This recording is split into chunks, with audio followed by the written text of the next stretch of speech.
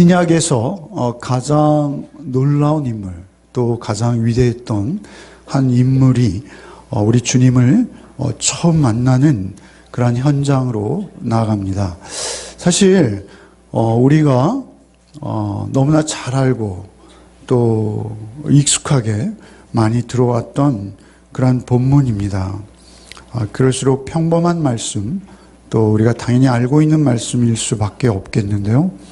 그럼에도 불구하고 우리가 바울 사도가 받았던 그 변화, 그 충격, 그것들을 본문을 따라가면서 우리도 간접적으로 또 우리도 역시 주님의 부르심을 받았기에 이 자리에 예배자로 있는 것 아니겠습니까? 그래서 우리 부르신 주님, 사실 우리를 각자 부르셨는데요. 우리 부르심은 우리 하나하나 다 다릅니다. 그래서 구원받는 자가 지난주에 새벽에 말씀드렸습니다만 수십억, 몇 천만, 몇백, 몇십, 몇 명일지라도 그 하나하나의 경우의 수는 일치하는 경우가 하나도 없을 것이죠. 우리는 각자 다른 모습, 다른 환경, 다른 처지에서 주님의 부르심을 받았습니다. 그래서 우리는 지금 바울 사도의 부르심을 통해서 우리는 또한 한 인격을 찾아가시는 주님을 만나기를 원합니다. 그리고 우리가 만났던 주님과 또 동일한 주님인 것을 확인하는 시간이 되시기를 바랍니다. 1절 말씀 한번 같이 읽겠습니다. 사울이 주의 제자들에 대하여 여전히 위협과 살기가 등등하여 대제사장에게 가서 다메섹 여러 회당에 가져갈 공문을 청하니 이는 만일 그 도를 따르는 사람을 만나면 남녀를 막론하고 결박하여 예루살렘으로 잡아오려 함이라. 여기서 살기라고 번역된 이 단어의 기본적인 의미는 살인입니다. 살인. 그러니까 바울 사도는 살기가 등등하여 라고 번역됐는데 이 살기가 등등하다라는 것은 숨을 거칠게 몰아쉬다. 등등하다라는 이 원어의 의미는 숨을 거칠게 몰아쉬다 그런 것입니다. 그러니까 바울 사도는 그리스도인을 박해하는 일에 그가 흥분해서 씩씩거리며 호흡을 거칠게, 호흡을 고르게 하지 못하는 그러한 모습으로 헐떡이며 마치 야수가 그 먹잇감을 앞에 놓고 씩씩거리는 그러한 모습을 연상케 하는 모습으로 예루살렘에서 다메섹으로 쫓아가는 것입니다. 예루살렘에서 박해가 너무 심해서 살아남기 위해서 다메섹까지 도망한 그들. 다메섹은 어디입니까? 다메섹은 아수르의 수도입니다. 아시리아의 수도.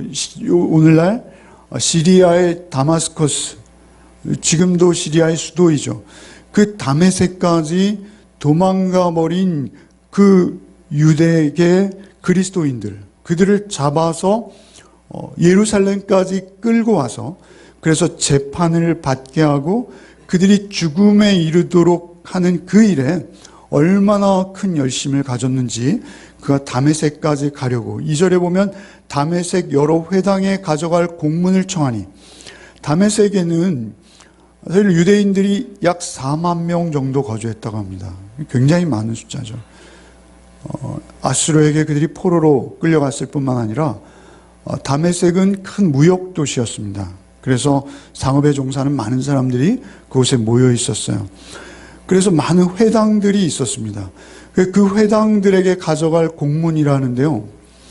무슨 다른 나라, 요즘 말로 말하면 국제 사법 뭐죠? 국제 사법부의 효력을 가지는 어떤 영장, 국제적으로 통용되는 영장, 그것을 발부할 수 있는 사람이 제사장인 거예요. 우리가 잘 알고 있듯이 당시 제사장들은 사법권을 가지고 있었어요. 단순한 종교인이 아닙니다. 그들이 심지어는 타국에 가 있는 사람조차 체포하고 구금하고 대동할 수 있을 정도의 효력을 가진 영장을 발부할 수 있었어요. 그들에게 가서 내가 다메섹 도망간 그리스도인들 잡아오겠습니다. 씩씩거리면서 가서 그 영장을 받아서 말을 달려서 다메섹까지는 4일 내지 6일 걸리는 길입니다. 우리가요, 하나님의 일을 한다 하면서도요, 이럴 수 있어요. 어쨌든 그가 그 공문을 받아가지고 그 도를 따르는 사람, 2절에 보면 그 도를 따르는 사람이라는 것은 무엇이죠? 예수의 방법대로, 예수의 가르침, 예수의 교훈대로 예수만이 진리인 것을 인정하고 예수님의 가르침을 따라 살아가는 사람. 그 사람들을 잡으려고 200km가 넘는 그 길을 달려가고 있는 것입니다. 3절을 같이 읽겠습니다. 사울이 길을 가다가 다메섹에 가까이 이르러더니 호련히 하늘로부터 빛이 그를 둘러 비치는지라. 다메섹에 거의 다 왔어요. 그래서 이제 그들을 체포해서 예루살렘으로 압송하기 위해서 다메섹을 막 들어가려는 찰나 그에게 호련히 갑자기 그에게 빛이 비춰온 것입니다. 그런데 그 빛은 그가 자연적인 상태에서 보았던 태양의 빛이나 또는 어떤 빛과도 비교할 수 없는 신비로운 초자연적인, 자연에서는 접할 수 없는 그런 빛이었을 것이죠. 어쨌든 그가 그 빛을 보고 4절도 함께 읽겠습니다. 땅에 엎드려져 들음에 소리가 있어 이르되 사울아 사울아 내가 어찌하여 나를 박해하느냐 하시거늘. 그 소리와 빛을 들었어요. 그 소리를 듣고 빛을 보았어요. 그가 빛을 보는 즉시 눈이 멀었어요. 그는 이제 아무것도 볼 수 없는 상태로 4일을 지나죠. 그리고 오히려 아나니아의 안수를 받을 때까지 계속 앞을 보지 못합니다. 그 눈이 멀어버릴 정도의 그 빛을 보았고 그리고 소리를 듣고 있어요. 사울에게는요, 이것은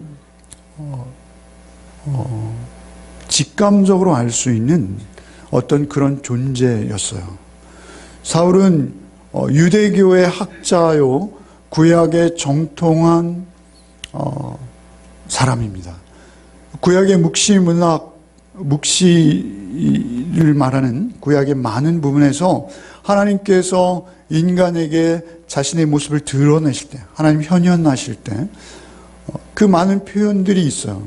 근데 그 가운데 대부분 빛으로 찾아오시는 하나님이 가장 많으세요. 그런가 하면 그 소리조차도 그가 분명히 알아들을 수 있는 언어였지만 그 소리는 인간의 음성은 분명 아니었어요. 그래서 그 음성을 듣자마자 그에게 나타난 반응은 무엇이었냐면 엎드려짐이었어요. 엎드려짐. 그는 본능적으로 즉각적으로 알 수 있었을 거예요. 그분은 하나님이시구나. 알 수 있었을 거예요. 그래서 이후에 그가 평생 이런 고백들을 하죠. 내가 전에는 회방자요 핍박자요 포행자였으나 도리어 긍휼을 입은 것은 내가 믿지 아니할 때 알지 못하고 행하였음이라. 우리가 알다, 야다라는 단어를 잘 알잖아요. 우리가 하나님을 아는 것은 말이죠. 지금 바울 사도는 율법은 가말리엘로부터 배워서 율법에 정통하고 율법에 상당한 높은 수준에 이르렀지만 하나님을 경험해서 알지는 못했어요. 하나님을 알지 못하는 거예요. 그러니까 우리가 안다는 것은 우리의 지식적으로, 우리의 관념으로 그렇게 이해하는 하나님을 하나님으로 알 수는 없어요. 그분은 하나님에 관한 지식일 뿐이에요. 그러나 하나님을 이제 그가 경험하기 시작하는 것이죠. 소리와 빛으로. 그래서 성경은 뭐라 하십니까? 영생하고 유일하신 참 하나님과 그의 보내신 자 예수 그리스도를 아는 것이다. 이렇게 말씀하시죠. 그분을 알게 될 때 우리의 반응은 무엇입니까? 우리의 반응은요, 엎드림이에요. 납작 엎드림이에요. 그래서 여기서 엎드린다. 바울이 그 소리와 빛을 보고 엎드렸다라는 것은 그냥 말이 갑자기 뛰어올라서 그가 땅바닥에 떨어졌다 이런 의미가 아니에요. 그가 이 소리와 빛을 보고 소리를 듣는 순간 땅에 납작 자기의 얼굴을 지면에 대고 엎드리는 그런 엎드림이에요. 하나님이시구나 라는 것을 직감한, 이제 하나님을 처음 알기 시작하는 거예요. 사실은 그가 얼굴을 땅에 대고 엎드리는 것은 무엇이냐면 내가 흙입니다. 하나님은 하나님이시고 나는 티끌입니다. 하나님께서 나를 흙으로 빚으시고 생기를 코에 불어 넣어주셔서 내가 살아있는 영이 되었을 뿐이지, 나는 하나님 계시지 않으면 즉시 티끌에 지나지 않는, 아니 티끌보다 오히려 그 존재의 허무함, 그런 자입니다 라는 것을 인정하는 자가 땅에 엎드리는 그 상태의 엎드림입니다. 사울아 사울아 내가 어찌 나를 핍박하느냐라는 소리를 듣는 순간 그 존재에 자기가 지금 접하고 있는 대상이 누구인지를 알게 될 때 그는 즉각적으로 엎드리는 것입니다.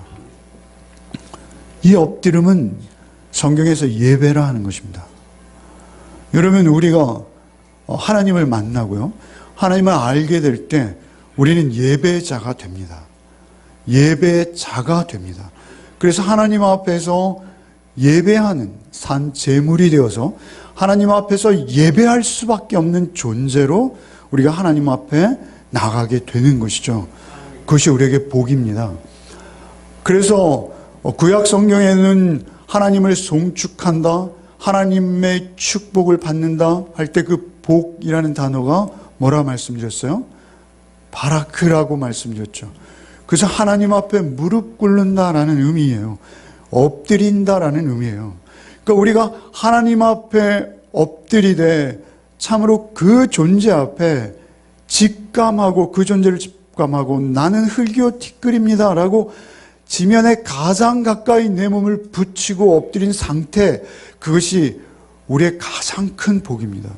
그런데 우리는 예배 드리는 자로 서기가 참 어렵습니다. 저같이 예배를 인도하는 자는 더 어렵습니다.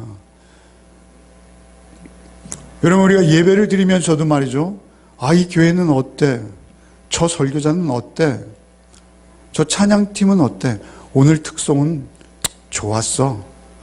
오늘 특송은 별로야. 이러면서 우리는 예배를 받는 자가 되려고 해요, 자꾸. 우리가 예배를 기획하고 예배를 조정하고 예배를 내 마음대로 주무르려 하는 성향이 우리에게 오히려 더 많아요. 그리고 그 예배조차도 내가 선택하려 한다는 것이죠. 예배는 하나님의 임재 앞에 나가는 것이요, 하나님의 임재 앞에 나의 나됨을 알고 하나님의 하나님 되심을 인정하고 그 앞에 내 모습을 보는 것이 예배인 줄 믿습니다.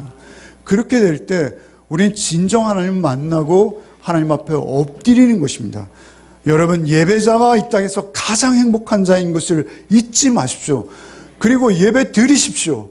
예배 받으려 하지 마십시오. 예배자로, 여러분 오늘도 여러분을 부르시고 예배자로 참여시키신 하나님 앞에서 여러분 가장 낮아지고 겸손해지시는 복이 여러분에게 있으시길 바랍니다. 그렇게 엎드리는데, 그렇게 엎드릴 때 주의 음성이 들려오는 거예요. 사울아 사울아 왜 내가 나를 핍박하느냐. 이 말씀을 들을 때 말이죠, 사울은 전혀 다른 인격이 되는 것이죠. 우리가 예배자로 주님 앞에 바르게 서지 못하고 우리가 온전한 인격 불가능합니다. 아니, 예배자로 우리가 서지 않고 하나님 앞에 하나님의 인격과 형상을 반영해내는 하나님의 제자, 하나님의 자녀, 하나님의 백성된 삶 전혀 살 수 없습니다. 오직 우리는 예배자로서만 살 수 있습니다. 그 부르심을 들으시기 바랍니다. 사울아 사울아 이렇게 부르세요. 사울아 사울아. 여러분, 이 두 번 부르시는 부르심은요, 우리가 성경을 읽으면요, 굉장히 친숙하게 자주 등장하는 하나님께서 우리를 부르시는 소리입니다. 하나님께서 특별히 하나님의 사람, 하나님께서 쓰시기를 원하는 하나님의 사람을 부르실 때 이렇게 부르십니다. 아브라함아, 아브라함아, 아브라함아, 너는 내 본토 친척 아비집을 떠나 내가 내게 지시할 땅으로 가라. 이렇게 부르세요. 아브라함아 부르세요. 21장을 보십시오. 창세기 21장에 보시면 모리아 산에서 아브라함을 부르세요. 창세기 21장을 펴십시오. 그러면 어떻게 부르십니까? 안 피려고 했는데요. 집사님 한 분이 그럼 피셔서 제가 지금 22장이네요. 22장 11절 한번 보시죠. 창세기 22장 11절 같이 읽겠습니다. 여호와의 사자가 하늘에서부터 그를 불러 이르시되 아브라함아, 아브라함아 이렇게 부르시는 거예요. 아브라함이요, 창세기 22장에 오기까지요 엄청난 불신앙입니다. 그런데 그를 22장까지 부르신 하나님은, 하나님께서는 그에게 가장 큰 믿음의 고백을 결국 받아내고야 마시죠. 그것은 무엇입니까? 이삭을 모리아산에 드리는 것이죠.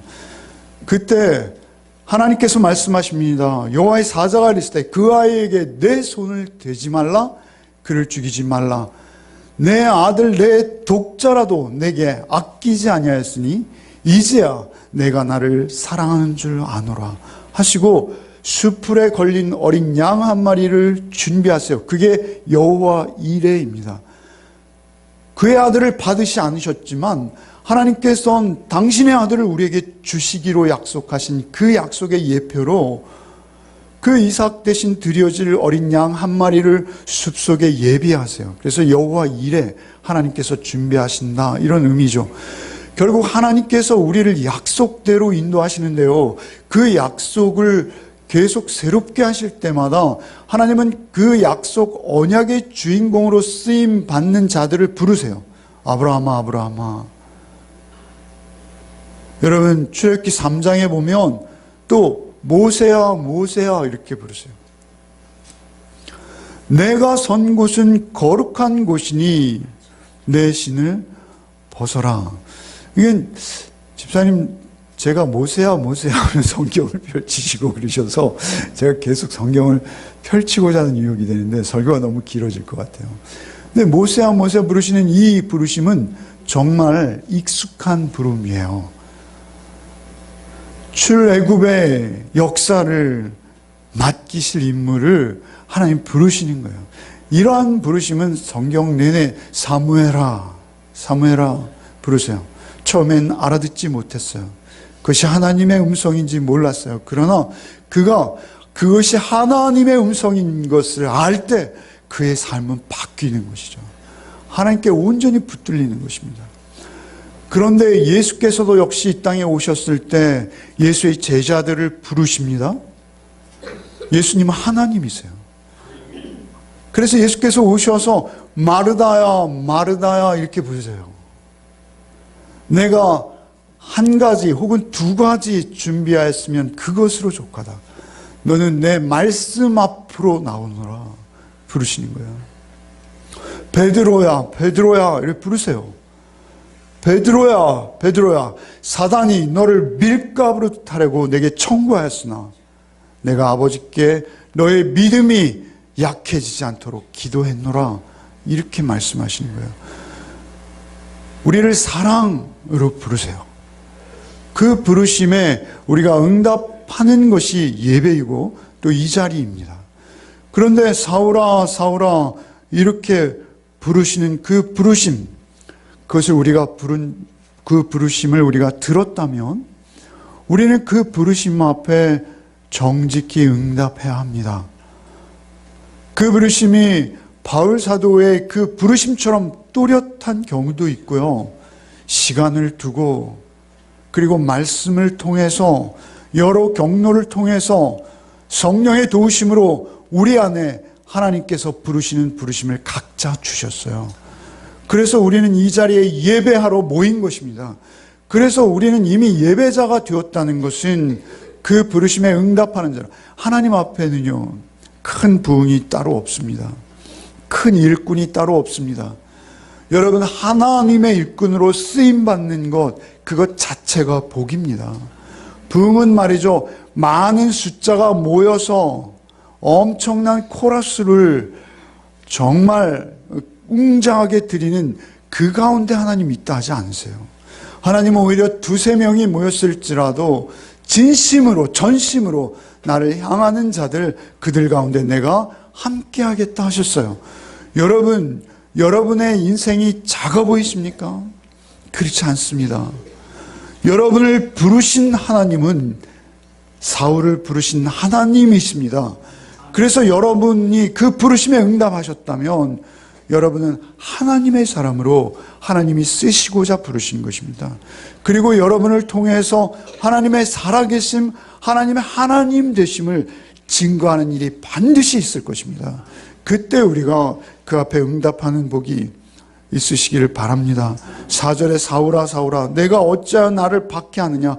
5절에 나는 내가 박해하는 예수라. 왜 나를 박해하느냐.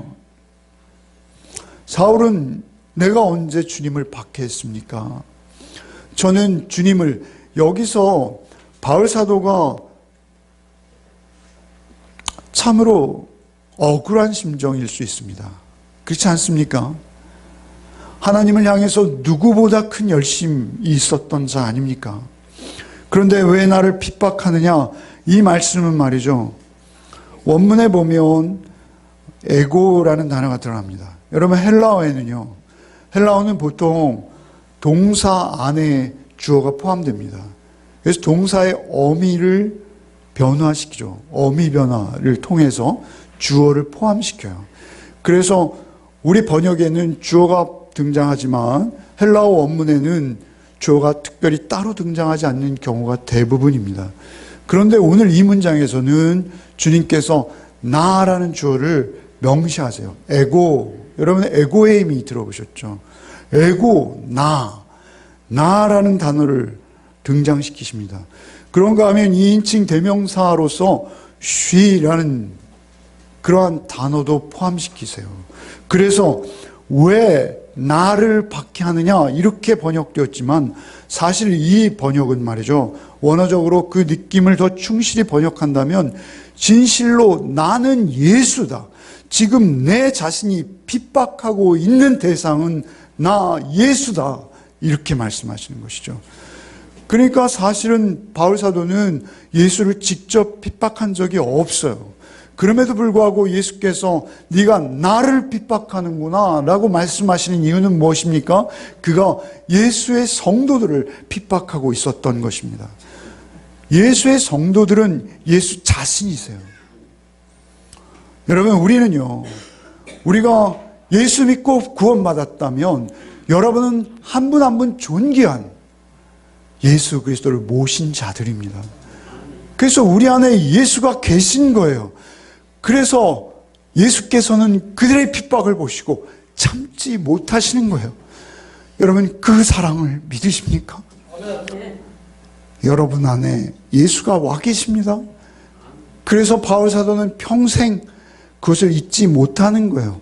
바울 신학이 뭐죠? 바울 신학이 예수는 우리의 머리이십니다. 우리는 몸이세요. 그래서 우리가 예수의 몸이 되는 거예요. 고린도에 보낸 편지에서 그렇게 말씀하시잖아요. 너희가 하나님의 성전인 것과 너희 안에 하나님의 성령이 거하시는 것을 알지 못하느냐? 이렇게 말씀하시는 거예요.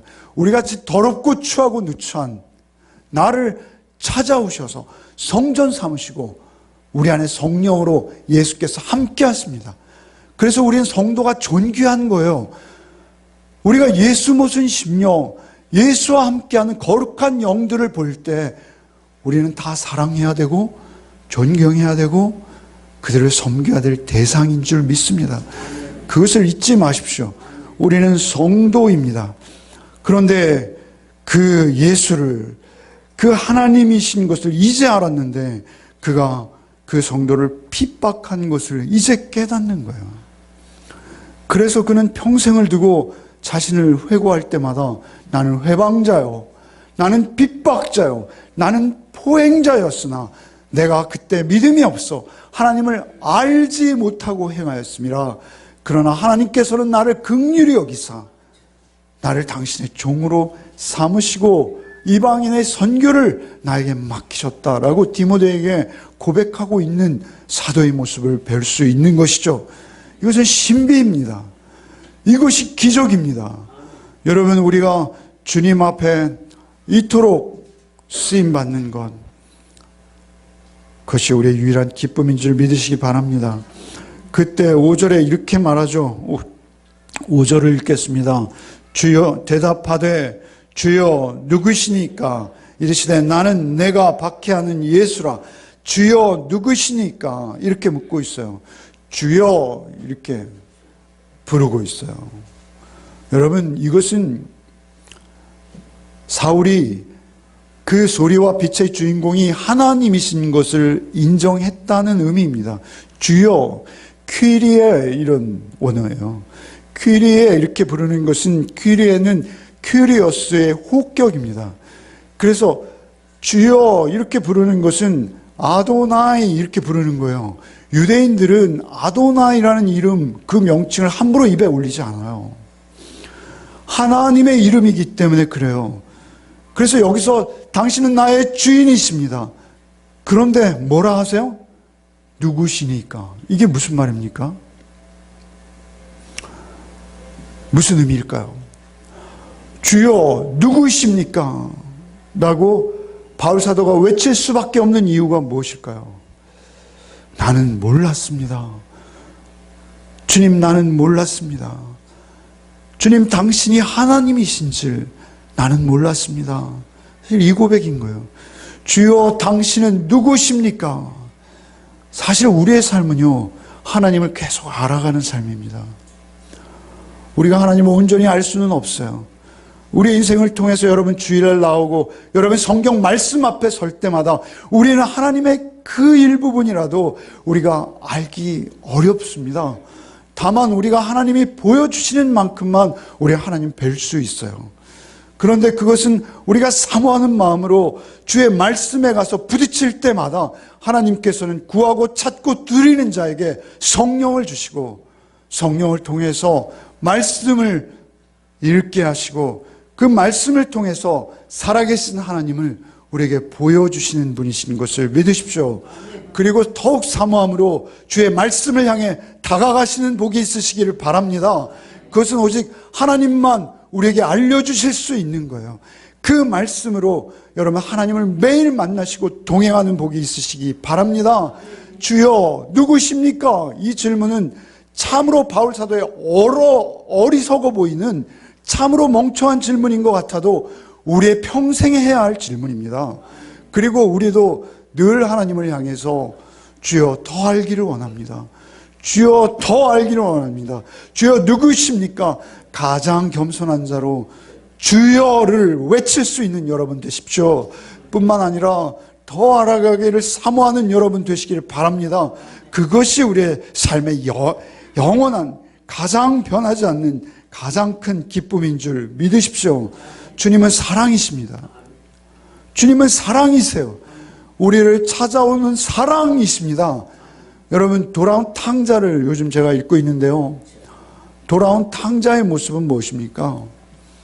돌아온 탕자는요, 집 나갔던 자도 아버지를 아직 몰라요.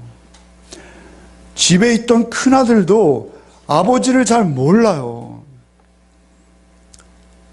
집 나갔던 탕자가 돌아오는 그 심리적 동기가 무엇입니까? 아버지 집에는 풍성한 품꾼이 많도다. 아버지 집의 품꾼들도 배불리 먹는다.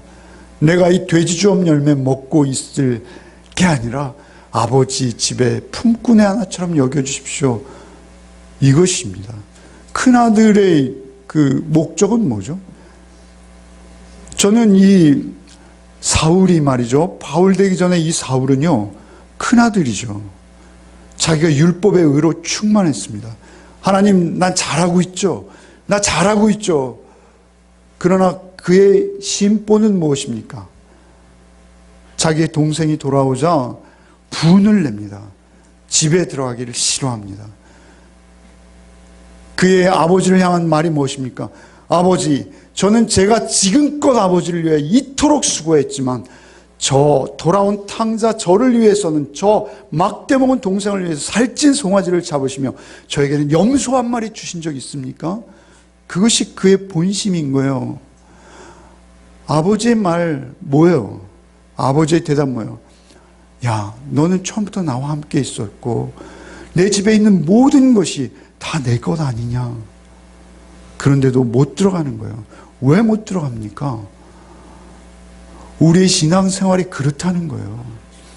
여러분, 우리의 눈에 작은 이익과 이해관계를 쫓아서 아버지와 함께 있는 것이 우리의 복인데, 아버지 집에 머무는 것이 우리의 영원한 복인데, 이 땅의 작은 것들에 매여서 염소 한 마리를 쫓는 우리의 신앙생활 아닙니까? 사울이 그런 모습이었어요. 아버지는 오직 첫째나 둘째나 변함없이 그 크신 사랑으로 한 집에 함께 있는 걸 원하시는 거예요. 아버지는 재산도 상관없어요. 그 아들이 돌이킬 수만 있다면 재산의 반을, 그래, 내가 죽은 자다, 너 가지고 나가. 하나님은 우리를 인격적으로 대하십니다. 그러나 하나님은 또한 우리의 마음과 전심으로 하나님 향해 돌이키기를 원하십니다. 그러나 돌이킬 때마다 하나님께서는 우리를 품어주시고요, 사랑으로 너 나와 함께 있자, 이렇게 부르시는 하나님이신 줄 믿으시기 바랍니다.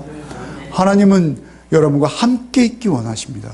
초막이나 궁궐이나 그 어디나 하나님이 함께 계신 곳이 여러분 최고의 복된 장소인 줄 믿으시기 바랍니다.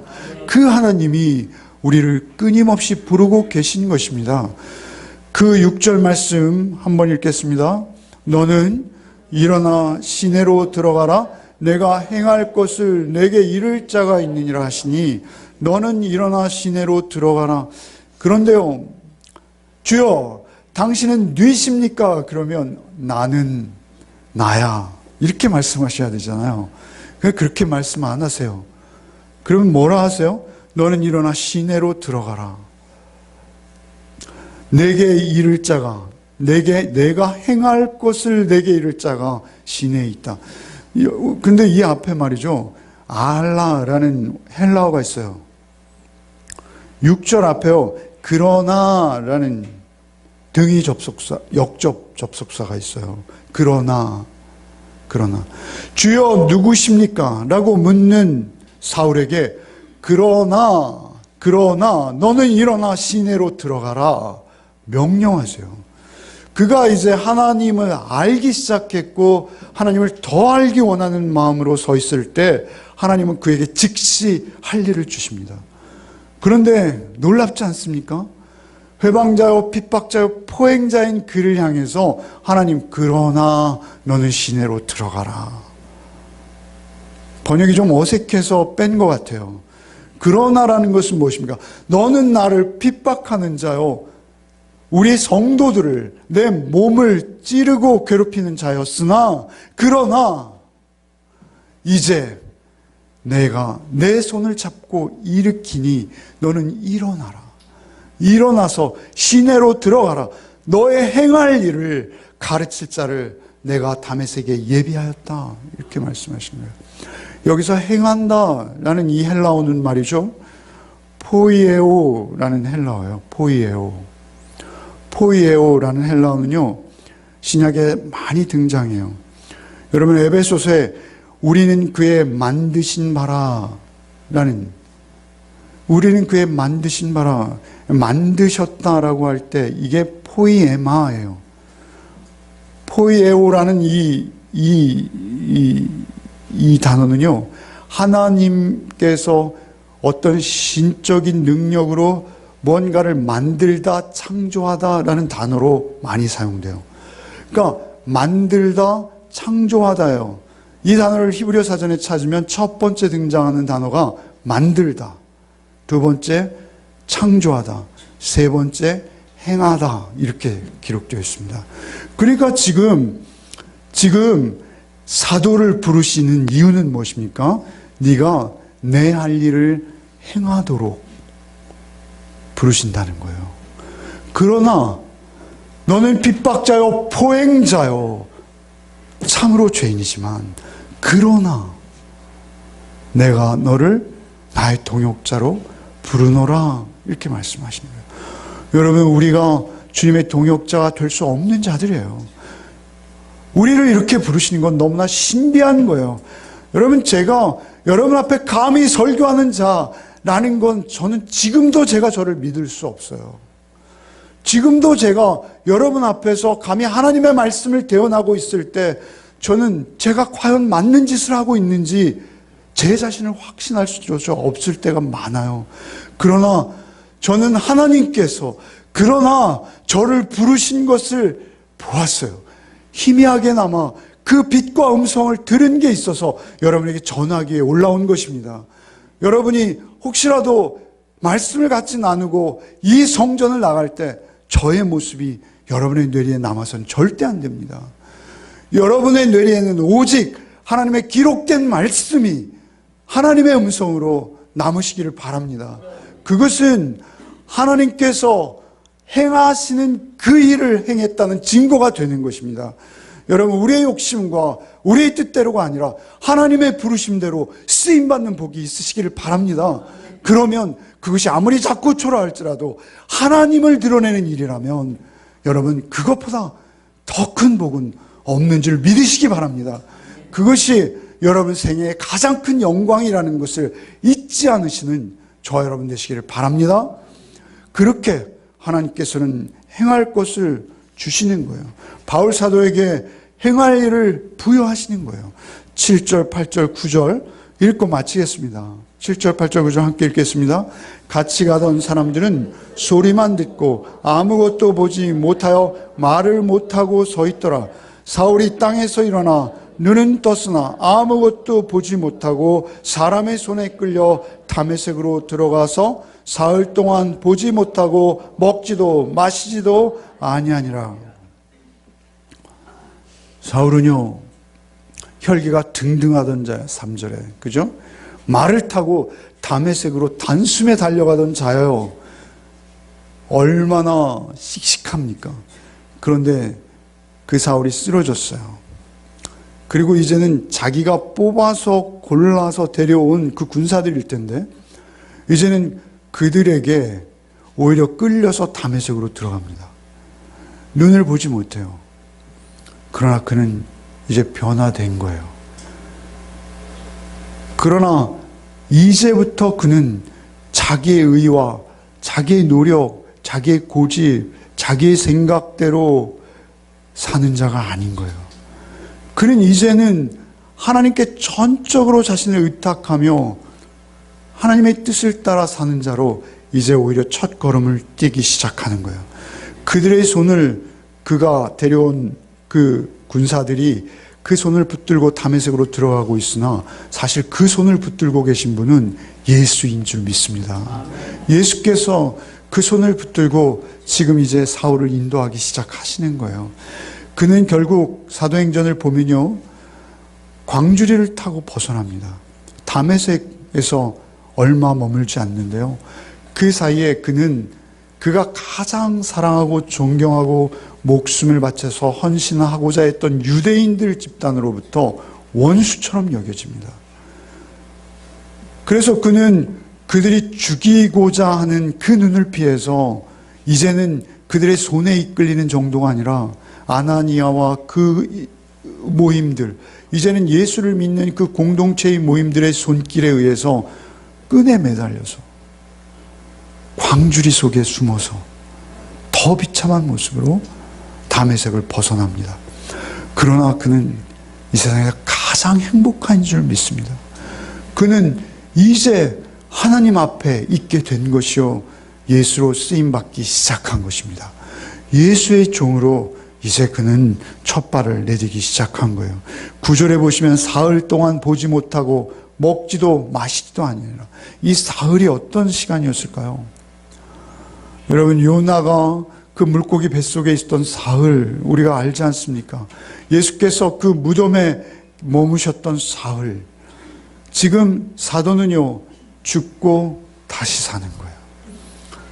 지금 사도는요, 그 유대의 율법주의와 자기의 의와 공로로 꽉 붙들려 있던 그가 이젠 내가 참으로 예수 앞에서 열성으로 하고자, 하나님 앞에서 열성으로 하고자 했던 이 모든 일들이 하나님의 의를 드러내는 일이 아니라, 하나님의 사랑을 드러내는 일이 아니라 내가 오히려 증오로 똥들 묻혀 생명의 통로가 아닌 죽음의 앞잡이가 되었었구나.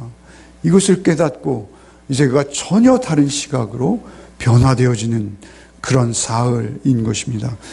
어떤 분이 이런 비유를 하셨어요. 여러분, 그 강릉에 새로 난 길 가다 보면요, 굴이 굉장히 막 몇 킬로 되는 굴들이 있더라고요.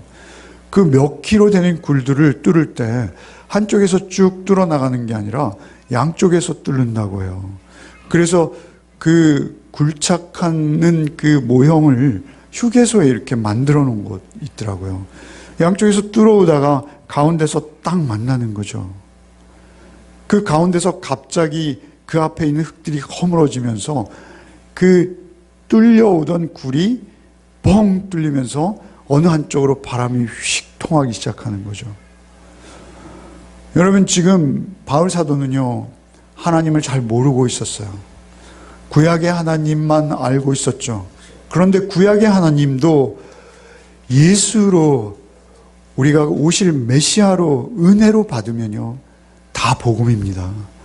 그러나 그는 그것을 당시의 유대인들의 율법주의 안에서 그것을 혹독하게, 오히려 남을 정죄하고, 예수께서 오셔서 그 두 아들의 비유를 통해서 말씀하셨듯이 그 율법주의자로서 꽉 막혀있던 자예요. 그런 그의 모든 사고가 뚫리는 거예요. 예수로 뻥 뚫리는 거예요. 이제 본 거예요. 아, 이 사랑, 이 은혜가 우리를 살게 하는구나. 내가 그 반대편에 서 있었구나. 자기가 가장 높은 곳에 오르려던 그가 이제 가장 낮은 곳으로 내려오는 것이요, 그가 이제까지는 가장 극악한 자였으나 이제는 그가 가장 놀라운 사랑의 사도로 이제 변화되어지는 그 사흘간인 것입니다. 그가 그 변화를 경험하자마자 즉시 유대인의 회당에 가서 예수는 그리스도다 증거하기 시작하는 거예요. 광주리를 타고 도망갈 수밖에 없이. 여러분, 그런 쓰임을 받으시기 바랍니다. 여러분의 삶과 생애가 주님 앞에서 말씀으로 뻥 뚫리십시오. 그리고 또 그 말씀이 여러분의 사고와 여러분의 가치관, 여러분의 세계관, 여러분의 모든 중심이 되어서 여러분은 완전히 거듭나고 바뀌어진 자로서 이제는 그 사랑을 전하고 증거하는 자로 삶을 살아내는 복이 저와 여러분에게 있기를 소원합니다. 우리 열매 맺는 교회가 오직 그 하나님이 주신 능력과 사랑으로 또 다른 열매를 맺은 복이 우리 안에 있기를 소원합니다. 주님, 우리 주신 찬양 435장 하시고 제가 기도하고 그리고 마치겠습니다.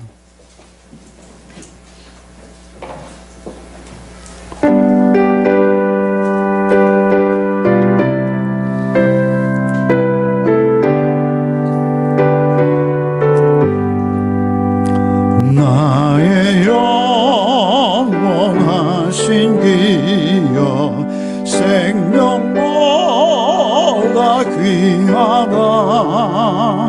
나의 갈 길 나가도록 나와도 행하소서. 주께로 가까이 주께로 가오니 나의 갈 길 나가도록 나와도 행하소서. 세상 부귀 아니람과 모든 명예 버리고 험한 길을 가는 동안 나와 동행하소서. 주께로 가까이 주께로 가오니 나의 갈 길 다가도록 나와 동행하소서. 어두운 골짝 지나가며 험한 바다 건너서 천국문에 이르도록 나와 동행하소서. 주께로 가까이 주께로 가오니 나의 갈 길 나가도록 나와 동행하소서.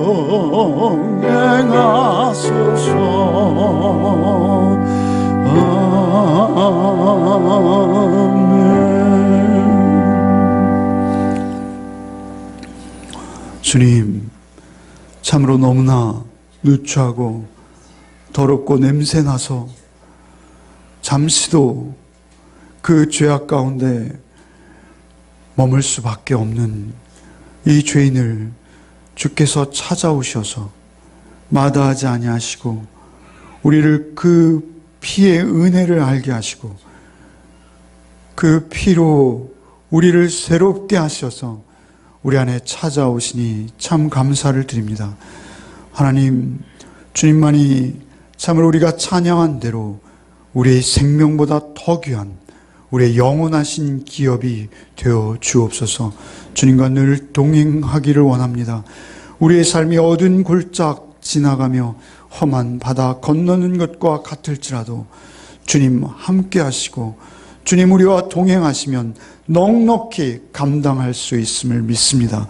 아니, 감당할 뿐만 아니라 주의 그 비추어 주신 빛과 부르신 소명, 그 음성에 응답하는 삶 또한 살게 하실 줄 믿습니다. 우리에게 행하게 하옵시되 오직 날 구원하신 주의 그 크신 사랑으로 또 다른 생명을 섬기고 또 다른 생명을 구원하는 일에 우리도 쓰임받다가 주님 품에 안기게 하여 주옵소서.